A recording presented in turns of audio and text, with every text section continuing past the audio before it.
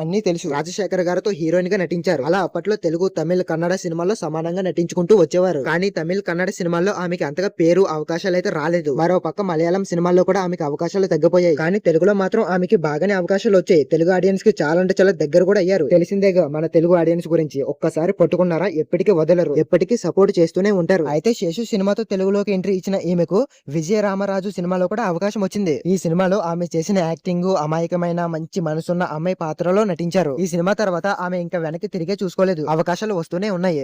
తెలుగులో star heroine గా కూడా ఎదిగారు. అంతేకాదు ఈ సినిమాకి 3 నంది అవార్డులు కూడా వచ్చాయి. ఇక 2002లో కళ్యాణి గారు హీరోయిన్ గా నటించిన అవును వాళ్ళిద్దరూ ఇష్టపడ్డారు అనే సినిమాకి బెస్ట్ హీరోయిన్ గా ఆమెకి నంది అవార్డు కూడా వచ్చింది. నిజం చెప్పాలంటే ఆమె నటించిన సినిమాలు చూస్తే ఆమె యాక్టింగ్ లో ఒక ప్రత్యేకమైన స్టైల్ ఉండేదనే చెప్పాలి. అలాంటి చెత్త చెత్త రోల్స్ లో చేయకుండా ఒక పద్ధతైన రోల్స్ లో ఆమె నటించేవారు. ఇవన్నీ మనకి తెలుసు. కానీ ఆమె వ్యక్తిగత జీవితం గురించి చాలా మందికి అయితే తెలియదు. ఆమెకి పెళ్లయింది అన్న సంగతి కూడా ఇప్పటికీ చాలా మంది